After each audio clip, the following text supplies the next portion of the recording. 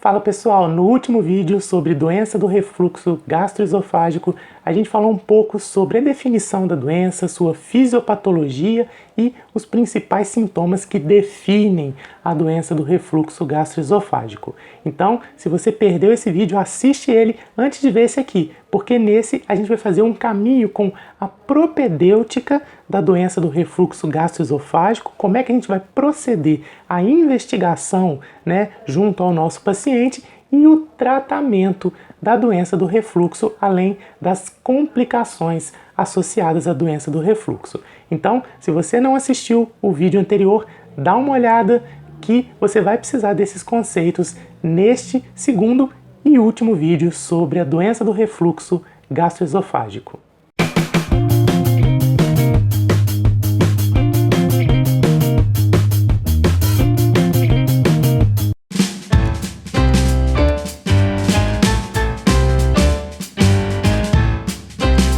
Então, na abordagem da doença do refluxo gastroesofágico, a gente fez, no último vídeo, uma anamnese bem feita, a gente descobriu como é que estão se manifestando os sintomas daquele paciente e, principalmente, a gente deu uma olhada se aquele paciente tem algum sinal de alarme, sendo que a gente considera aí no bolo, dos sinais de alarme a idade, maior do que 45 anos, que leva a gente também a fazer uma investigação mais detalhada. Então, pensando primeiro nos sintomas típicos da doença do refluxo, que, para quem não lembra, são a pirose e a regurgitação ácida, e esse paciente com sintomas típicos, e vamos imaginar que esse paciente ele tem mais de 45 anos, ou ele tem a presença de algum sinal de alarme. Então a gente vem aqui no algoritmo para este lado aqui. É o paciente que tem ou mais de 45 anos ou algum sinal de alarme na vigência de sintomas típicos. Como eu disse, esse paciente que tem sinal de alarme ou tem mais de 45 anos, ele merece uma investigação um pouco mais cuidadosa. E é por isso mesmo que esse paciente vai ser submetido a uma endoscopia digestiva alta. Uma das grandes utilidades da endoscopia digestiva alta na investigação da doença do refluxo gastroesofágico é diferenciar a doença do refluxo erosiva da doença do refluxo não erosiva. A doença do refluxo erosiva é aquela em que a endoscopia a gente vai ver algum tipo de lesão, algum tipo de alteração no epitélio, na mucosa esofágica, que vai evidenciar um processo inflamatório, um processo lesivo ali naquela mucosa. Ao contrário da doença não erosiva, em que a gente vai encontrar uma mucosa absolutamente normal.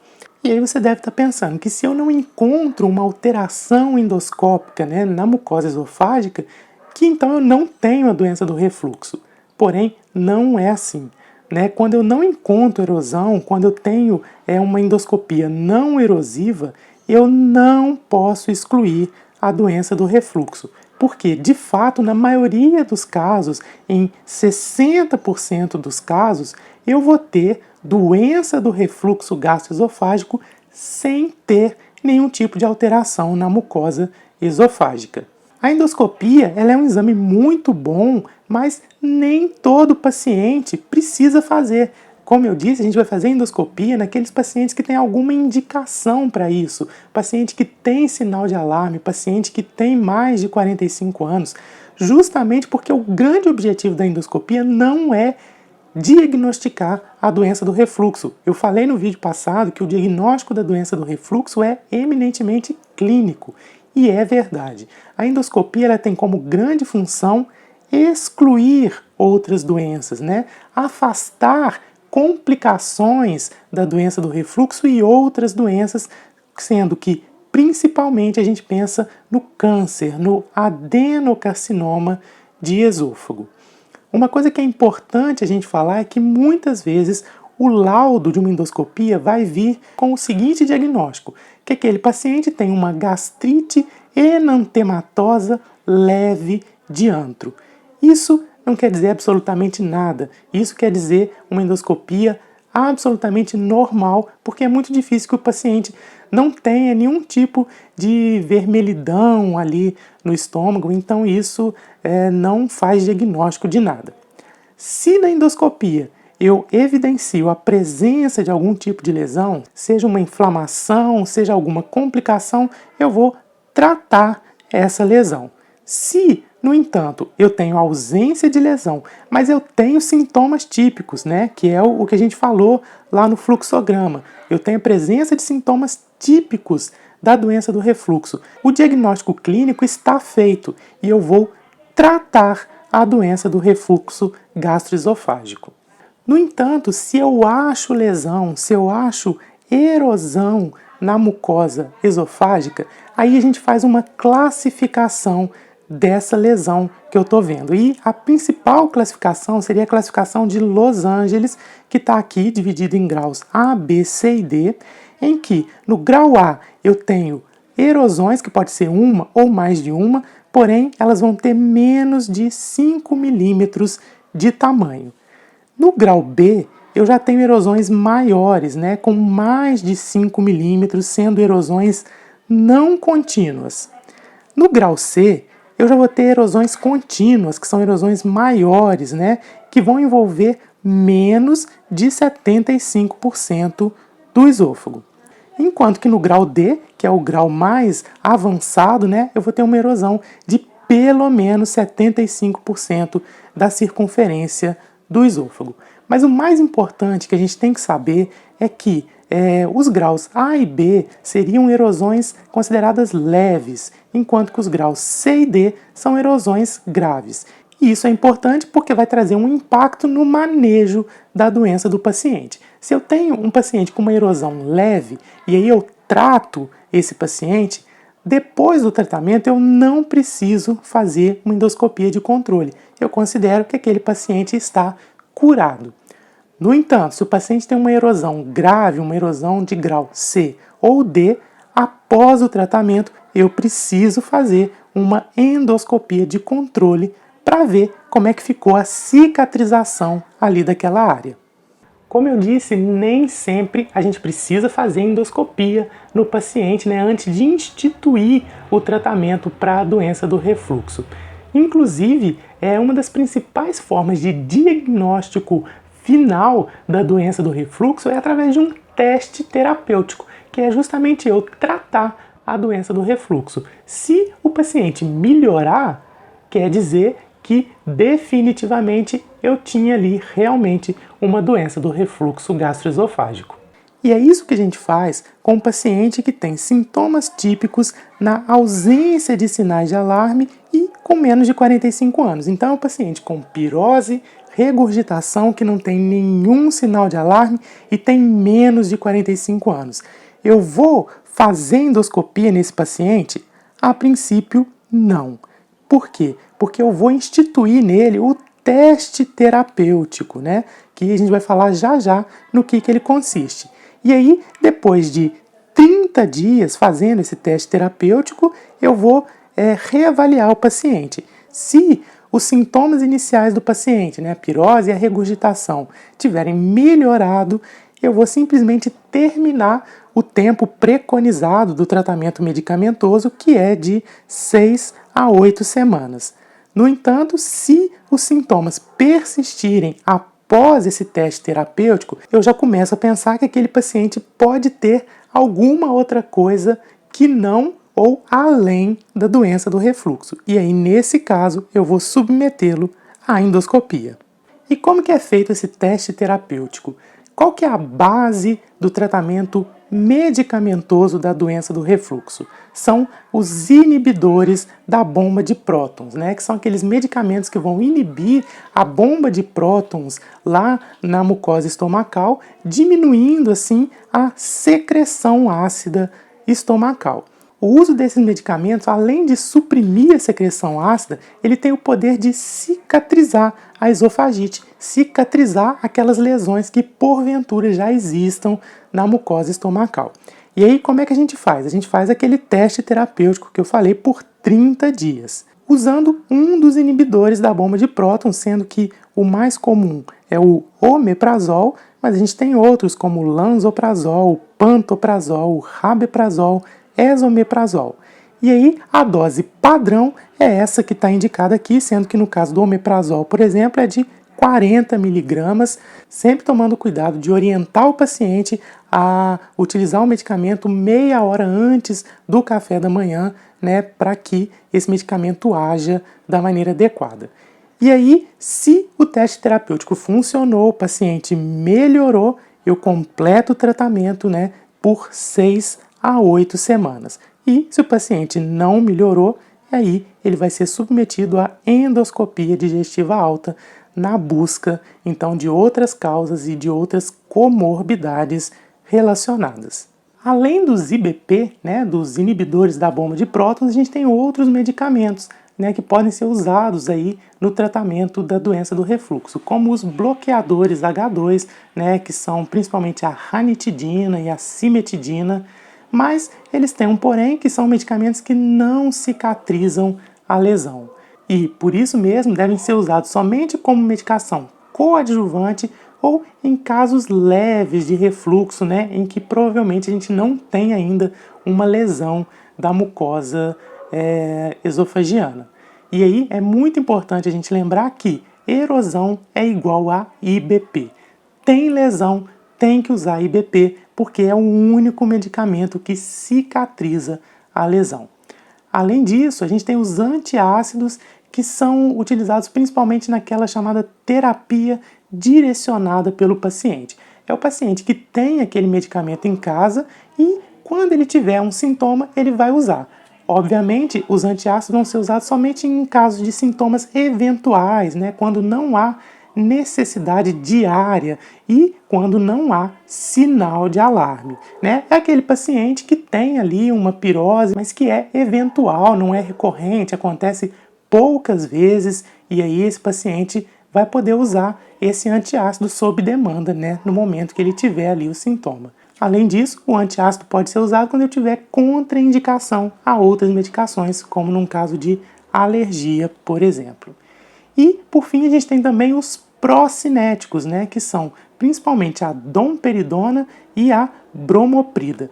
Os procinéticos, eles vão agir aumentando a tonicidade do esfíncter inferior e acelerando o esvaziamento gástrico. Por isso, eles vão ser muito bons nos pacientes que tiverem como causa, né, da doença do refluxo aquele retardamento do esvaziamento gástrico ou uma hipotensão do esfíncter inferior, e não vão ser bons para todos os pacientes. No entanto, esses medicamentos nunca serão usados em monoterapia, mas somente associados, justamente porque eles também não têm a capacidade de cicatrizar a erosão.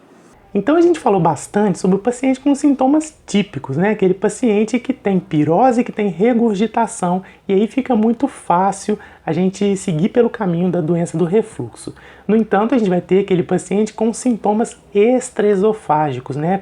Com sintomas que são mais difíceis, que exigem um diagnóstico diferencial mais apurado.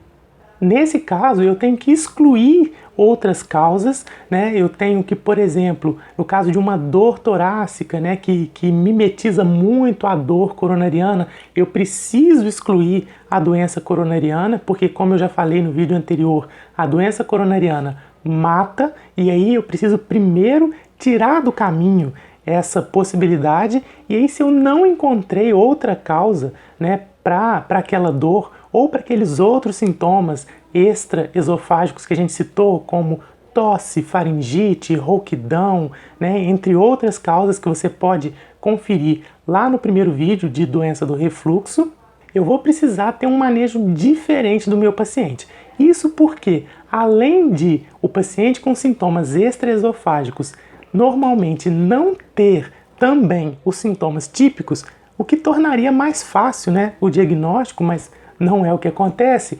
Além disso, o paciente com sintomas extraesofágicos tende a ter uma doença mais severa.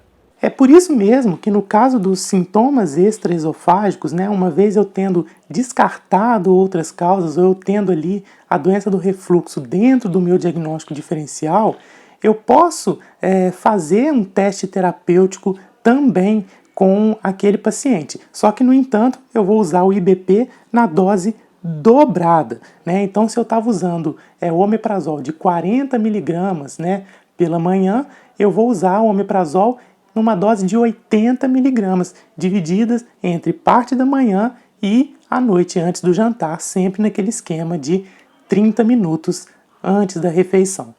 Além disso, no caso do tratamento para a doença do refluxo com sintomas extraesofágicos, né, se eu fiz o teste terapêutico e vi que aquele paciente está melhorando, então eu realmente confirmo que há uma doença do refluxo, o meu tratamento completo não será de 6 a 8 semanas, como no caso dos sintomas típicos, mas de 3 a 6 meses. Um tratamento por um tempo maior, justamente pela maior severidade da doença com sintomas extraesofágicos.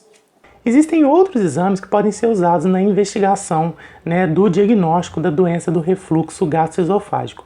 No entanto, a gente vai falar bem rapidinho sobre elas por alguns motivos. Primeiro, que são exames pouco disponíveis, são exames que muitas vezes são muito incômodos e que geram problemas para o paciente e que por isso mesmo são muito pouco realizados. São exames que vão ser feitos obrigatoriamente numa necessidade de uma cirurgia, né, para corrigir o refluxo gastroesofágico do paciente, por exemplo, no caso de uma anomalia que possa estar causando refluxo, aí eu vou fazer um tratamento cirúrgico, eu preciso ter uma confirmação muito mais segura de que existe uma doença do refluxo e qual é a causa daquela doença. Aí, nesse caso, eu preciso lançar a mão desses exames. E aí eu estou falando da pH-metria, que é um exame onde a gente vai colocar um catéter, né, via nasal no paciente, e aí esse catéter vai descer pelo esôfago e ficar lá perto da saída do esôfago para o estômago, e ele vai estar medindo o pH daquela região durante 24 horas. E aí esses valores vão estar sendo gravados num pequeno gravador que o paciente vai carregar com ele durante a realização do exame, e aí, de acordo com o período de tempo em que o pH dessa região estiver menor do que 4, eu vou poder então diagnosticar uma doença do refluxo. Obviamente, a gente tem aí um fator que é o incômodo, né, que esse aparato gera no paciente, que pode acabar fazendo com que ele modifique seus hábitos, né, durante o uso desse aparelho, o que pode acabar modificando o resultado. Além da disponibilidade, que não vai ser qualquer lugar que vai ter, né, esse exame disponível. A gente vai ter também a impedância, o pH-metria, que além de medir o pH, ele vai identificar o tipo de conteúdo que está refluindo, né, que pode ser não só um conteúdo ácido, mas, por exemplo, um conteúdo alcalino, no caso de um refluxo biliar que estiver vindo lá do duodeno. Outro exame vai ser a manometria esofágica, um exame que avalia a contração do esôfago, e a gente vai poder ver então se existe algum problema no peristaltismo esofágico e na contração dos esfíncteres esofagianos. Como eu disse, esses exames, por serem menos disponíveis, por serem incômodos, por serem caros, eles acabam não sendo feitos de rotina, porém são obrigatórios no pré-operatório, tanto a manometria quanto a pH-metria. Por fim, a gente precisa falar um pouco sobre aquela que talvez seja a principal e mais grave complicação de uma doença do refluxo gastroesofágico crônica, né? De uma exposição crônica e contínua da mucosa esofágica ao conteúdo ácido do estômago, que é o esôfago de Barrett. O esôfago de Barrett vai ser a consequência de uma doença do refluxo de longa evolução, né? Geralmente mais do que 5 anos, né? Com episódios frequentes de refluxo. Nesse caso, a gente começa a ter a substituição do epitélio normal do esôfago, né, um epitélio estratificado, que vai se transformando, né, de uma esofagite crônica para um quadro de esôfago de Barrett, que é quando a gente tem uma metaplasia intestinal, em que o epitélio vira um epitélio colunar, né, com presença de células caliciformes da mesma forma que o epitélio intestinal. O esôfago de Barrett é uma lesão pré-maligna que pode evoluir para uma displasia e dali para um carcinoma de esôfago, e por isso mesmo é uma complicação bastante importante que a gente tem que estar muito atento. E ela é muito mais comum em homens brancos com mais de 60 anos, obesos, tabagistas, né? São os pacientes que a gente tem que estar mais atento ali.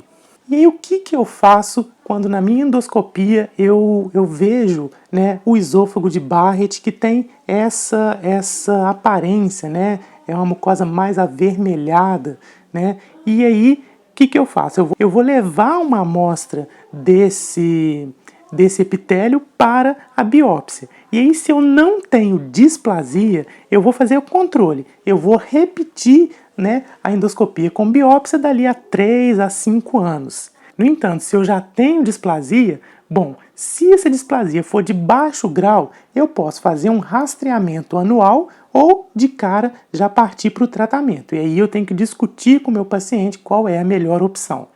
No entanto, se ele tem displasia de alto grau, aí não tem história, a gente já vai direto para o tratamento endoscópico, que pode ser feito através da mucosectomia, que está representado aqui, né, onde a gente vai realmente retirar aquela parte da mucosa que está acometida, ou pode ser feita pela ablação, né, onde a gente vai queimar aquele tecido que está acometido. Com isso, terminamos nosso estudo de doença do refluxo gastroesofágico. Espero que vocês tenham gostado desse vídeo e do vídeo anterior. E, como sempre, deixa seu joinha aqui embaixo para ajudar a divulgar o Medicanal. Isso é muito importante para a gente. E, se você ainda não é inscrito aqui, faça sua inscrição para ser avisado sempre que novos conteúdos forem publicados. Não deixe de entrar em contato também com as nossas redes sociais. Elas estão disponíveis para a gente conversar mais, para a gente ter um contato mais próximo. E você sempre pode deixar o seu comentário aqui embaixo, com a sua dúvida, sua crítica ou a sua sugestão. Mais uma vez, muito obrigado pela sua audiência, a gente se vê no próximo vídeo. Até lá!